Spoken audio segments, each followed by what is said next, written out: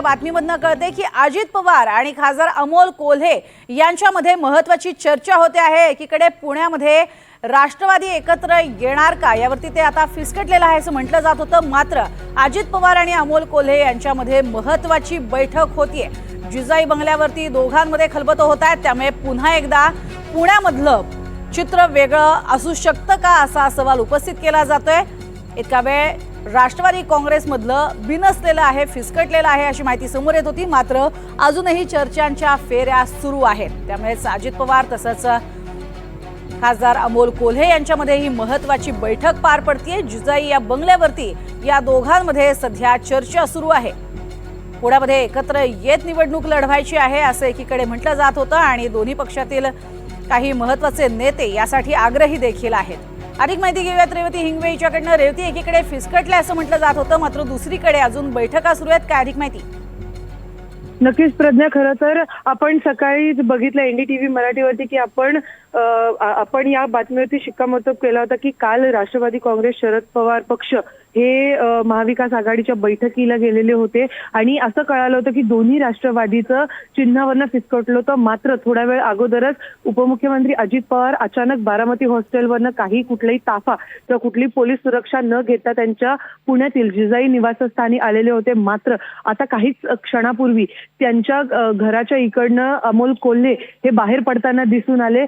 अशी शक्यता वर्तवली जाते की दोन्ही राष्ट्रवादी पुणे आणि पिंपरी चिंचवड महानगरपालिकेच्या निवडणुकीच्या पार्श्वभूमीवरती चर्चा करण्यासाठी पुन्हा एकदा भेटले होते। खरं तर अशी माहिती देखील देण्यात आलेली होती। सुभाष जगताप जे अजित पवार गटाचे शहराध्यक्ष आहेत ते म्हटले होते की चिन्हाचा काही आग्रह नसणार आहे, दोन्ही राष्ट्रवादी दोन दोन पावलं मागे घेण्यासाठी तयार असतील।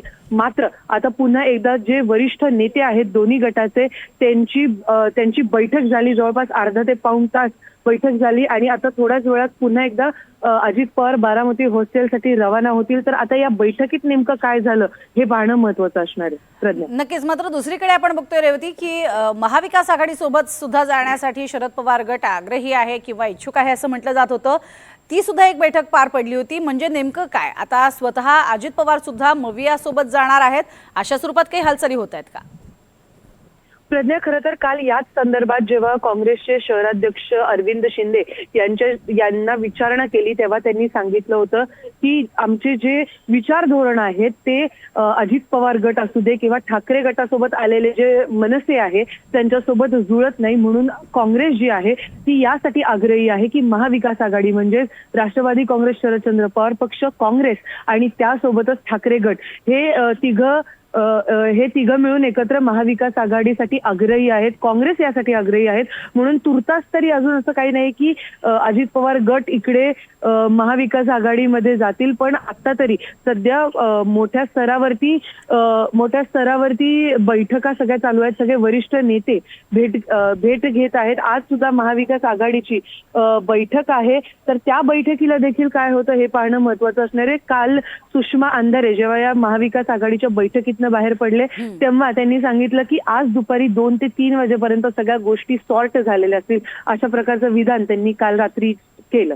अगदी, मात्र सगळ्यात महत्त्वाचं होती या संदर्भात आपण सुप्रिया सुळे यांनी सुद्धा पत्रकार परिषद किंवा सगळ्या पत्रकारांशी बोलताना काही भाष्य केलेलं होतं, मात्र त्यांची उत्तरं सुद्धा थोडीशी दोलायमान वाटत होती। काय नेमकं चाललंय या संदर्भात राष्ट्रवादीमध्ये आपापसात, याबद्दल काही महत्त्वाची घडामोड कळते का किंवा स्वतः सुप्रिया सुळे यांच्या बोलण्यातनं काही सुतोवाच झाले का? प्रज्ञा, खरं तर पहिल्यापासून सुप्रिया सुळे यांनी स्पष्ट केलेलं होतं की मी असेल किंवा शरद पवार असतील ते स्थानिक पातळीवरती कुठल्याही प्रकारचं लक्ष घाललं नाही, सगळ्या स्थानिक नेत्यांवरती हे सोपवण्यात आलेलं आहे। तेव्हापासूनच थोडंसं जे स्थानिक स्वराज्य संस्थांच्या निवडणुका आहे फारसं लक्ष सुप्रिया सुळेंनी तिथे घातलेलं नव्हतं। मात्र आता देखीलही जेव्हा दोन्ही राष्ट्रवादी एकत्र येण्याच्या चर्चा होतात, अशा बैठका झाल्या दोन्ही राष्ट्रवादी। रेवती, तुला थांबवते, सुषमा अंधारे सुद्धा आपल्या सोबत आहेत। सुषमाजी, आता आपण बघतोय की सध्या अजित पवार आणि अमोल कोल्हे यांच्यामध्ये बैठक सुरू आहे, काय नेमकं तुमचं महाविकास आघाडीमध्ये ठरतंय? नाही, मुळात ना आता आपण सांगताय तर माझ्या डोक्यात जरा जास्त चक्रावलेलं आहे। कारण एकतर काल दुपारपर्यंत त्या चर्चा अचानक ते एकत्र बसणार वगैरे असं झालं, नंतर रात्रीच्या बैठकीमध्ये पुण्याला जी बैठक चालू झाली जागा वाटपाची, त्यात मी असेल किंवा राष्ट्रवादी काँग्रेसचे अंकुश काकडे जे असतील त्यांचे सगळे लोक असतील, काँग्रेसचे अरविंद शिंदे असतील, बागवे साहेब असतील, आम्ही सगळे एकत्र बसलो आणि आम्ही असं म्हणत उठलो की होय, आपण उद्या सकाळी परत 10-11 वाजता बसणार आहोत. आता तुम्ही जी बातमी सांगताय ती आता मला गोंधळात टाकणारी आहे की नेमकं काय चाललेलं आहे. बरं, पण मग कालच्या जी बैठक झाली त्याच्यामध्ये पुन्हा अजित पवारांसंदर्भात कुठलाच विषय नव्हता किंवा आता ते फिसकटलंय असंच सांगण्यात आलेलं होतं? काल माध्यमांना आम्ही तिकडे बोलावलेलं होतं आणि माध्यमांच्या समोर काँग्रेसने अशी भूमिका घेतली होती की आपण चर्चेला तेव्हाच बसूया जेव्हा तुम्ही आधी माध्यमांशी बोलाल, हे क्लिअर कराल की आम्ही आता अजिबात घड्याळ तुतारी हा विषय एकत्रित करणार नाहीत.